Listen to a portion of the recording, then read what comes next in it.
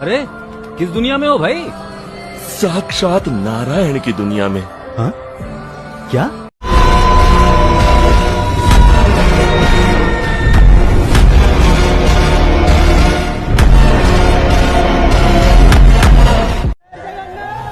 यदा यदा हि धर्मस्य ग्लानिर्भवति भारत अभ्युत्थानमधर्मस्य तदात्मानं सृजाम्यहम्।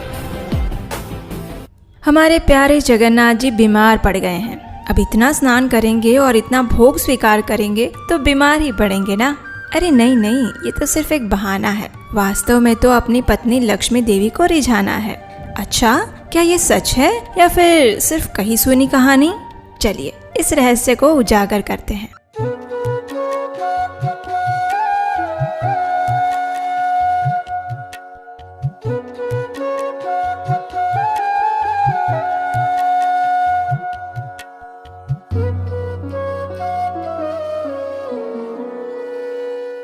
हरे कृष्णा। आखिर भक्ति की शक्ति का विजय हुआ और भक्त की पुकार पर भगवान प्रकट हुए। वो दिन था ज्येष्ठ मास की पूर्णिमा का।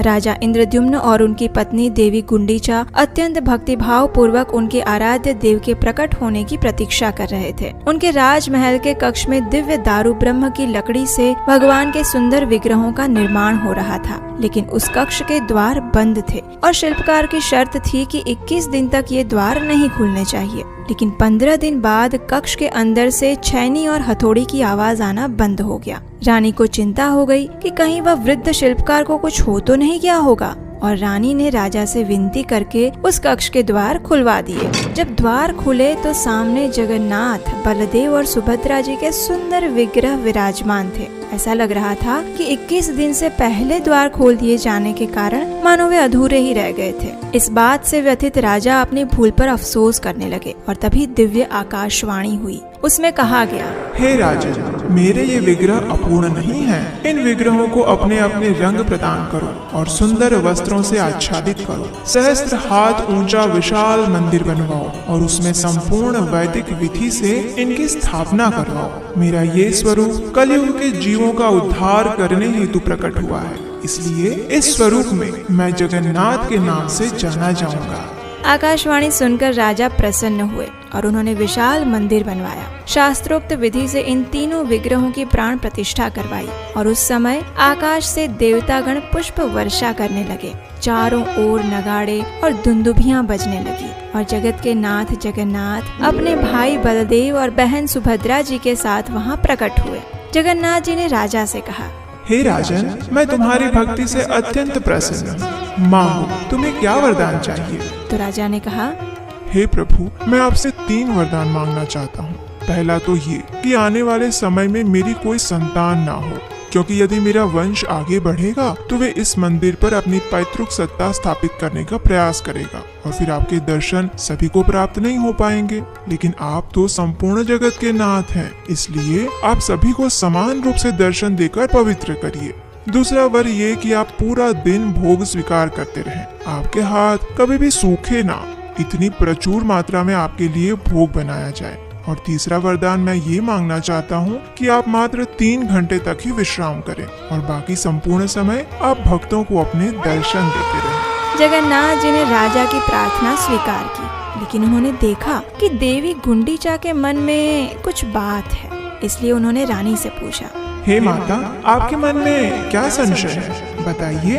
तो रानी गुंडीचा ने कहा, हे प्रभु, हर स्त्री की इच्छा होती है कि उसकी संतान हो, लेकिन अब मैं इस सौभाग्य से वंचित रह जाऊंगी। अब मेरा कोई पुत्र नहीं होगा जो मुझे मिलने के लिए आएगा और मृत्यु के बाद मेरा श्राद्ध करेगा। बस यही खेद है मन में। ये सुनकर जगन्नाथ जी ने कहा, आप चिंता ना करें माता, आज से मैं और बलदेव आपके पुत्र बनेंगे और एक संतान के सभी कर्तव्यों का पालन करेंगे। वर्ष में एक बार हम तीनों भाई बहन आपके पास आपके घर आएंगे और प्रतिवर्ष आपका श्राद्ध भी हम ही करेंगे। बस इसी वचन को पूरा करने के लिए भगवान जगन्नाथ प्रतिवर्ष रथ यात्रा के समय गुंडीचा मंदिर में अपनी मौसी माँ से मिलने के लिए जाते हैं और कुछ दिन वहीं पर बिताते हैं। अब देखिए, जिस दिन जगन्नाथ जी राजा के समक्ष प्रकट हुए थे वह दिन था ज्येष्ठ पूर्णिमा और जगन्नाथ जी ने राजा को ये भी आदेश दिया था कि इस दिन उनका महाअभिषेक करवाया जाए। इसलिए जगन्नाथ जी के जन्मदिन के उपलक्ष्य में प्रत्येक वर्ष स्नान यात्रा उत्सव मनाया जाता है। इस दिन सर्व तीर्थमय कुएं से 108 सुवर्ण के घड़े भरकर जल लाया गया और जगन्नाथ जी, बलदेव जी और सुभद्रा मैया का महास्नान यानी स्नान यात्रा संपन्न करवाई गई। इस दिन जगन्नाथ जी को एक विशेष गजवेश भी पहनाया जाता है। अब इतना स्नान करने के बाद जगन्नाथ जी बीमार पड़ जाते हैं, जिसे ज्वर लीला या फिर अनावसर कहा जाता है। इस समय जगन्नाथ जी अपने भक्तों को दर्शन नहीं देते और 15 दिन के लिए अलग स्थान में रहकर राज वैद्य से उनका इलाज करवाया जाता है। उन्हें विभिन्न औषधि युक्त काढ़ा दिया जाता है, फुलरी नीति संपन्न करवाई जाती है और वास्तव में तो ये समय जगन्नाथ जी अपनी पत्नी देवी लक्ष्मी के साथ व्यतीत करते हैं। एक आदर्श पति की तरह उन्हें प्रसन्न करते हैं। 15 दिन हो चुके हैं। अब तीनों भाई बहन स्वस्थ हो चुके हैं। एक दिन संध्या के समय सुभद्रा जी और जगन्नाथ जी बैठे हुए थे और आपस में बात कर रहे थे। तो सुभद्रा जी कहते हैं, भैया कितने दिन हो गए हमें बाहर कहीं गए हुए और फिर अब तो हम स्वस्थ भी हो गए हैं, तो चलिए ना थोड़ा नगर भ्रमण करके आते हैं, कैसा विचार है बताइए। तो जगन्नाथ जी कहते हैं, हाँ विचार तो अच्छा है, लेकिन पहले बड़े भैया से पूछना पड़ेगा ना। तो सुभद्रा जी कहती है, हाँ चलो चलो भैया से पूछते हैं, चलिए। और दोनों चले जाते हैं बलराम जी के पास। जगन्नाथ जी कहते हैं, भैया हम सोच रहे थे कि काफी दिन हो गए हमें अपने भक्तों को दर्शन दिए हुए, तो क्यों ना हम कुछ दिनों के लिए नगर यात्रा पर चले। अब ये सुझाव तो बलराम जी को भी अच्छा लग गया। उन्होंने कहा, हाँ कान्हा, क्यों नहीं, बिल्कुल जाना चाहिए। चलो तैयारी करो, कल ही हम नगर यात्रा पर चलते हैं। इस प्रकार सब तैयार हो गए। बस अब लक्ष्मी देवी की आज्ञा लेना बाकी था और जगन्नाथ जी पहुंच गए लक्ष्मी देवी के पास। जगन्नाथ जी ने बड़े प्रेम से लक्ष्मी देवी से कहा, देवी आप तो जानती ही हैं कि इन 15 दिनों में हम अपने भक्तों को दर्शन नहीं दे पाए थे, इसलिए यदि आपकी आज्ञा हो तो अब मैं अपने भ्राता बलराम जी और बहन सुभद्रा जी के साथ नगर भ्रमण के लिए जाना चाहता हूँ। 2 दिन में मैं वापस आ जाऊँगा, ज्यादा समय नहीं लगाऊंगा। हाँ बिल्कुल। अब अपने पति को लक्ष्मी देवी मना कैसे कर सकती थी, तो उन्होंने भी अपनी आज्ञा देते हुए कहा, अवश्य स्वामी आप जाइए, लेकिन याद रहे 2 दिन में वापस आ जाइएगा। तो जगन्नाथ जी ने कहा, हाँ बिल्कुल, बस मैं यूं गया और यूं आया।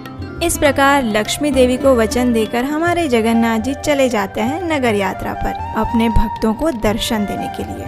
पद्म पुराण में इस रथ यात्रा उत्सव का वर्णन कुछ इस प्रकार आता है। आषाढ़स्य द्वितीयायां रथं कुर्याद् विशेषतः आषाढ़ शुक्लौकादश्यां जप होम महोत्सवम् रथास्थितं व्रजन्तं तं मद्मवेदी महोत्सवे ये पश्यन्ति मुदा भक्त्या वासस्तेषां हरेः पदे सत्यं सत्यं पुनः सत्यं प्रतिज्ञातं द्विजोत्तमः नातः श्रेयः प्रदो विष्णोरुत्सवः शास्त्रसम्मतः।